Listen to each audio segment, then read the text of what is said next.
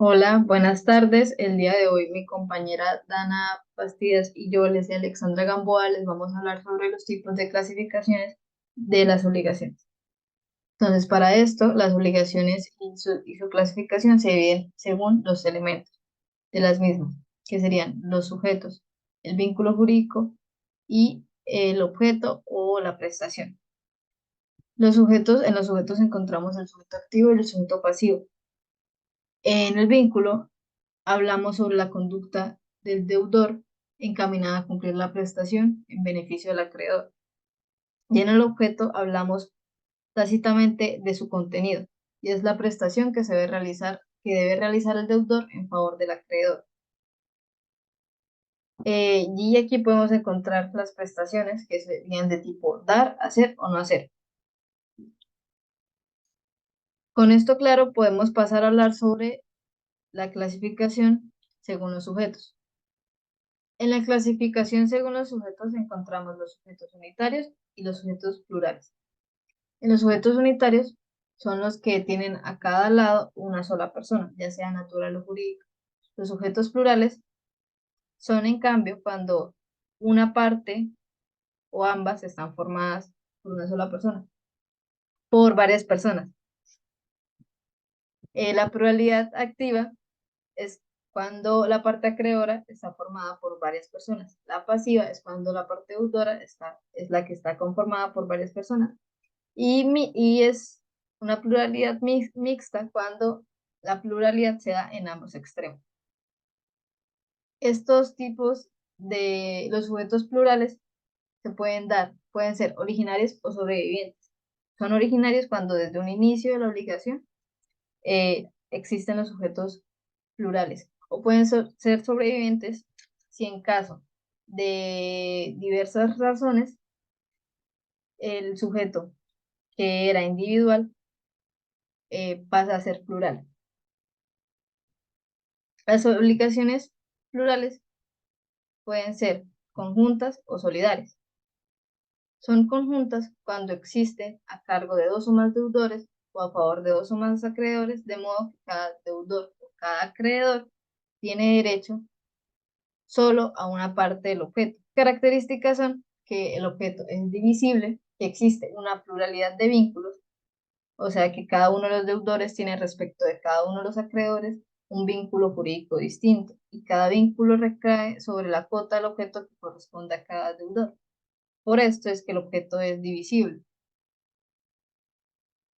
Sus efectos es que cada acreedor no puede exigir más que su parte y cada deudor no puede ser obligado a más de su parte. La cuota del deudor insolvente no afecta a los demás acreedores y por lo tanto no puede ser obligado a atender el incumplimiento de los demás. Las consecuencias de la mora de un deudor conjunto no se transmite a los otros, y la interrupción de la prescripción que favorece a uno de los acreedores no aprovecha a los demás, ni la que obra en contra de uno de los deudores perjudica a los otros. En las obligaciones solidarias son aquellas que existen a cargo de dos o más deudores o a favor de dos o más acreedores, de manera tal vinculados que cada uno de los deudores puede ser obligado a pagar y cada uno de los acreedores puede exigir la totalidad de la prestación. Las características de las solidarias es que existe unidad del objeto, que aunque el objeto pueda ser fraccionado, se conservará su unidad. Tanto los deudores como los acreedores, según sea la convención, el testamento o la ley, tendrán derecho o estarán obligados a la totalidad de la prestación, y cada uno de ellos puede exigir o tiene el deber de realizar el pago del total. Aquí existe también una pluralidad de vínculos y se da de igual forma que los tipos de pluralidades. Aquí pues sería también una solidaridad pasiva, una activa o una mixta. Y se aplican las mismas reglas o son las mismas condiciones que las mencionadas anteriormente. La solidaridad se puede transmitir en razón de pues, motivos de muerte. Y los herederos de cada uno de los deudores solidarios son obligados al total de la deuda, pero cada heredero será solamente responsable de aquella cuota a la deuda que corresponda a su porción hereditaria. El siguiente tipo de clasificación sería según el vínculo jurídico. El vínculo jurídico es la relación que se establece entre el sujeto activo y el sujeto pasivo. Y está encaminada al cumplimiento de la prestación por parte del deudor hacia el acreedor.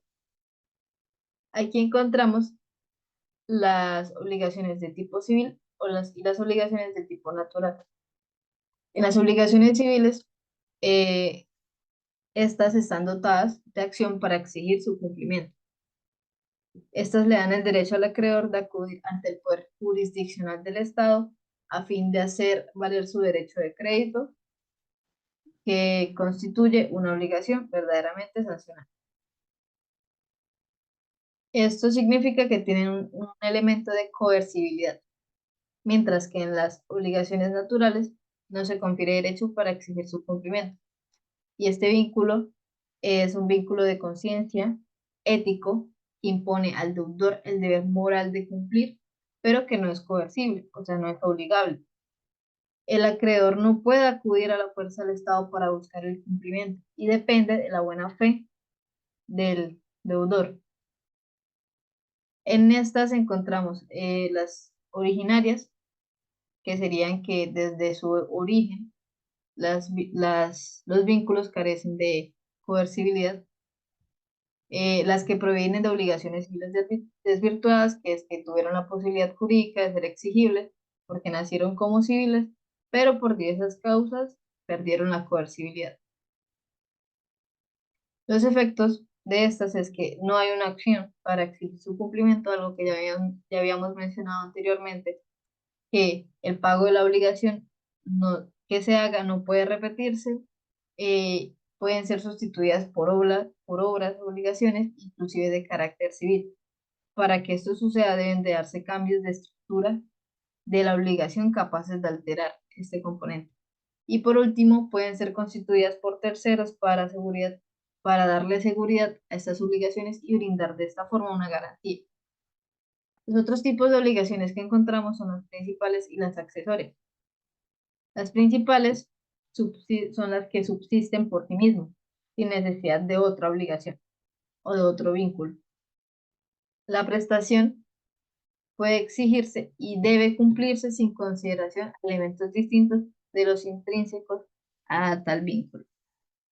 Las obligaciones accesorias, por otro lado, dependen de otros vínculos, no son autónomas, en el sentido de que sus efectos tienen la extensión y circunstancias que se desprenden de la obligación o derecho al que acceden. Estas pueden ser obligaciones accesorias de otras obligaciones que acceden a otros vínculos de carácter personal y dependen de ellos para la protección de sus efectos, o pueden ser obligaciones accesorias de derechos reales, que son la prestación, que es cuando la prestación depende de un derecho real y recibe de él su razón y su medida.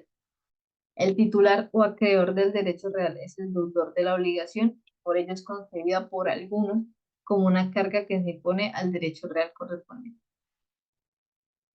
Y por último, la clasificación que encontramos es las obligaciones puras y simples, las obligaciones a plazo y las obligaciones condicionales. En las obligaciones puras y simples, el vínculo simplemente existe desde el momento en el que ocurren los actos o los hechos de donde emana. O sea, esto quiere decir que desde el momento en que ocurre el hecho que constituye la fuente de la obligación, se puede exigir y debe cumplirse inmediatamente la misma. También encontramos las obligaciones a plazo. Estas obligaciones están sometidas a un término y entendemos término como un hecho futuro y cierto del cual depende la ejecución o la extinción, perdón, de una obligación. Dentro de las clases de plazos encontramos el suspensivo, que es del que depende la ejecución de la obligación, el extintivo, que es que cuando se realiza el hecho se extingue la obligación, el determinado, que es cuando se sabe que va a suceder el hecho y se sabe también cuándo va a suceder. El indeterminado es cuando se sabe que va a suceder el hecho, pero no se sabe cuándo va a suceder. El expreso es cuando está contemplado en, en lo pactado. El tácito es cuando el tiempo es el tiempo indispensable que se da para cumplirlo. Aquí nos dan el ejemplo de cuando un repartidor de comida tiene que entregarla a pues el comprador. El tiempo tácito es el que se utiliza entre llevar la comida del establecimiento al comprador. También está el plazo legal, convencional y judicial. El legal sería el fijado por la ley, el convencional sería el fijado por las partes y el judicial sería el fijado por un juez, que se da en casos especiales. También encontramos el de derecho y el de gracia, siendo el de gracia el que se le brinda al deudor por parte del acreedor como si fuera un favor, puesto que el acreedor tiene derecho a exigirle el cumplimiento según lo que habían pactado desde un principio. Y por último encontramos las obligaciones condicionales. Son aquellas en cuya existencia o extinción están sometidas al acaecimiento de una condición, siendo la condición un hecho futuro e incierto del cual depende la existencia o la extinción de la obligación. Aquí los elementos constitutivos serían la necesidad del acontecimiento futuro e incierto, la necesidad de un acontecimiento futuro e incierto, la sujeción de la obligación a este acontecimiento y el carácter voluntario de las partes.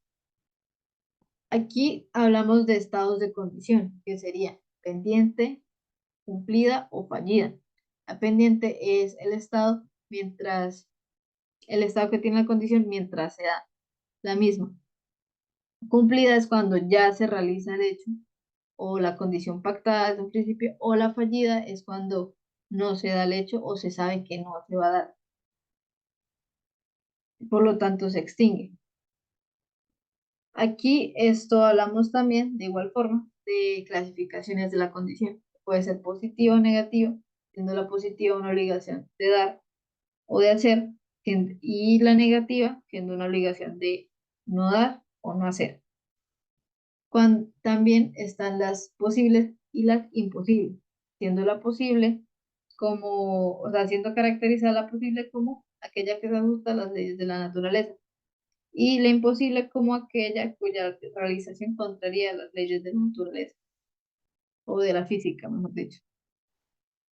Después encontramos la clasificación lícita, perdón, la condición lícita o ilícita, que es que lícita siendo el hecho que se ajusta a las leyes e ilícita siendo el hecho que contraría a las leyes. También está la expresa, que es cuando está consagrada de manera explícita, o la tácita, que es que se sobreentiende y resulta de la naturaleza de la obligación. También está la condición potestativa, que es la que depende de la voluntad del acreedor, y la casual, que es la que depende de la voluntad de un tercero, y por último, la mixta, que es la que depende de tanto de un tercero como del acreedor. Y lo último que encontraríamos sería la suspensiva de la resolutoria, que es que en la condición suspensiva, el hecho futuro incierto queda subordinado al nacimiento de la obligación, y en la resolutoria es que es que el futuro incierto, el hecho futuro e incierto se da, por lo tanto se extingue la obligación.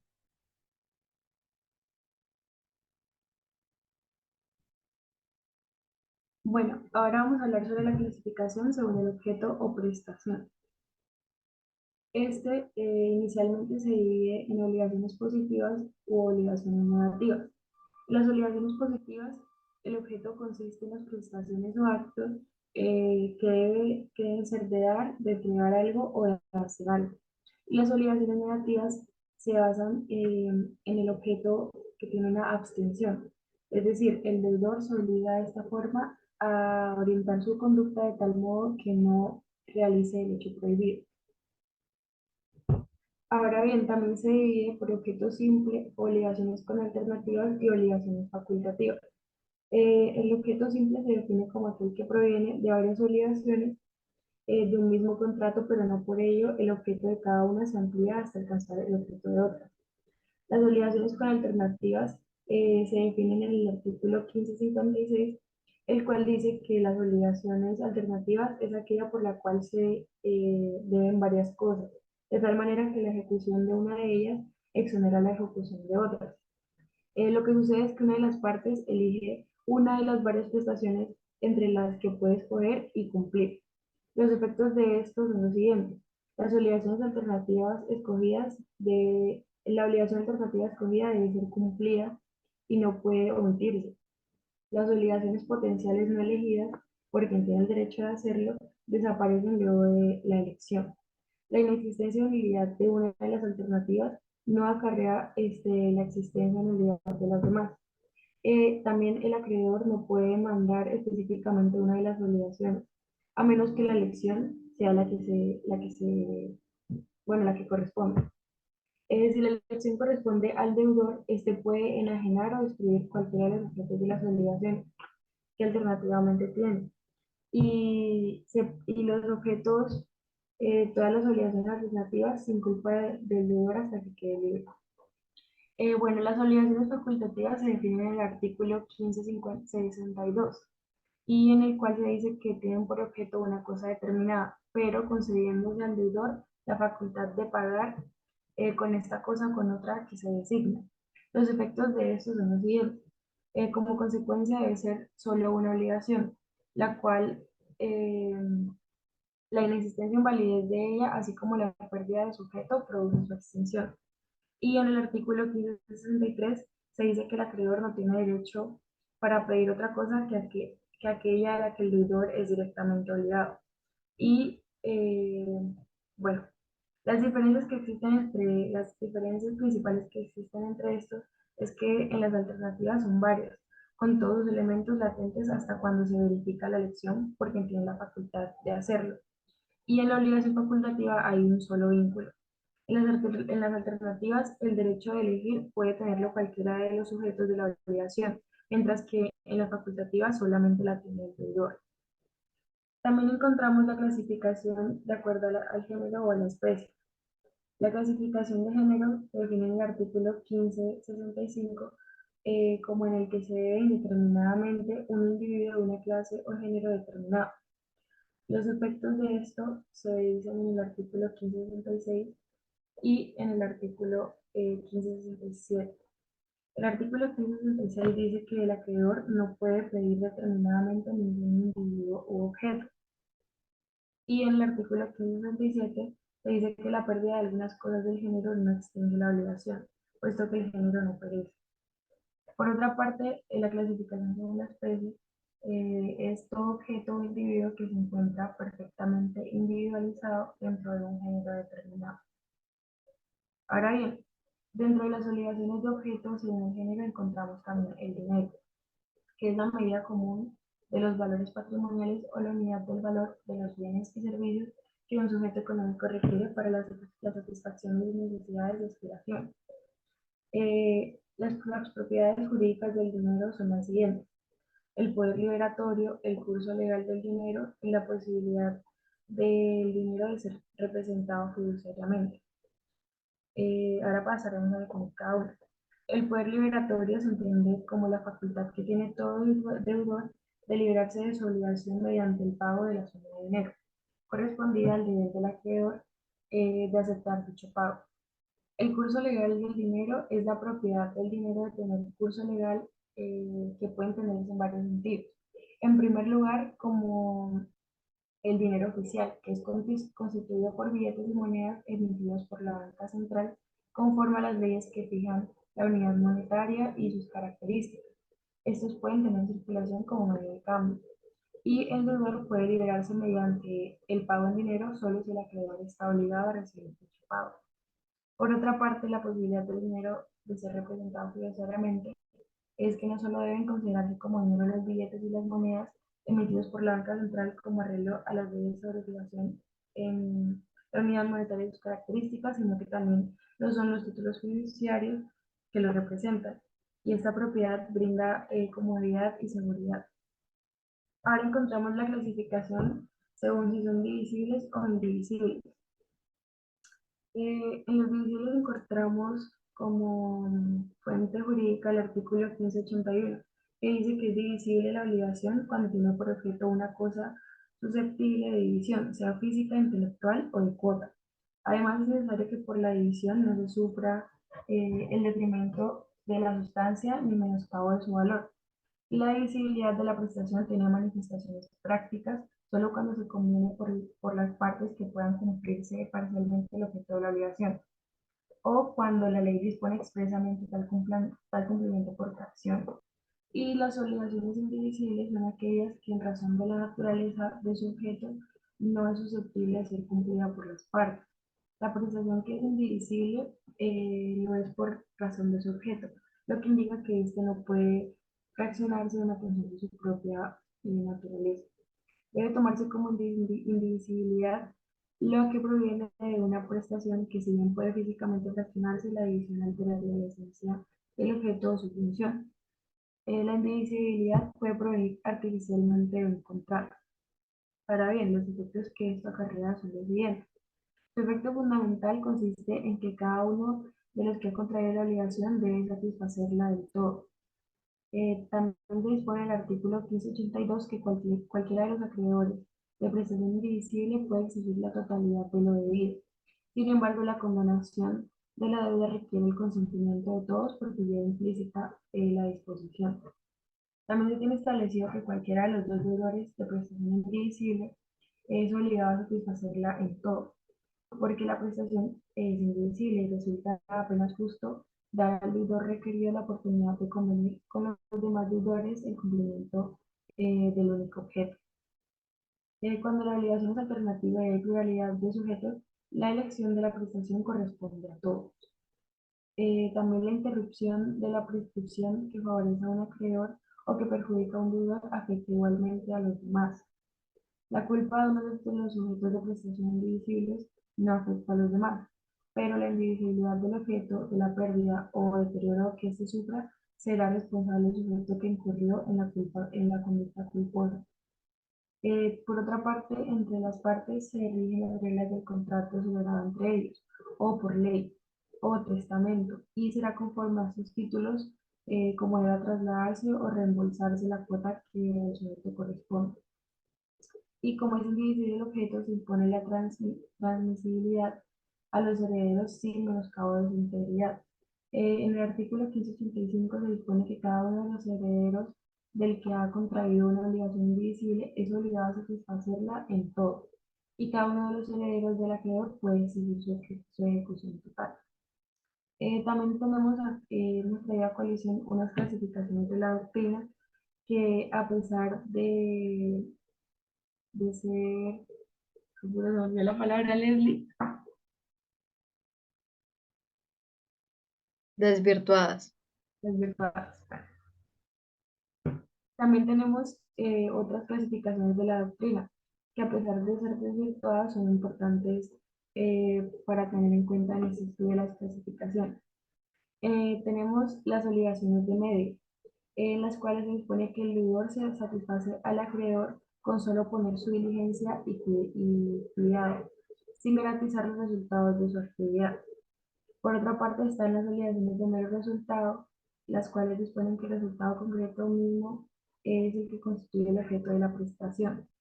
Y las obligaciones modales, que serían aquellas que están sujetas a un modo, concepto más propio del derecho sucesorio, que indica toda carga grabada en impuesto a un beneficiario designado por testamento, donación o por convención. Y por último tenemos las obligaciones penales, que son aquellas que derivan de la cláusula penal y forma de estimación anticipada de los perjuicios que puede sufrir el acreedor por el incumplimiento de un deudor. Bueno, ya esbozadas todas las clasificaciones de, lo, de las obligaciones, damos por terminada la exposición.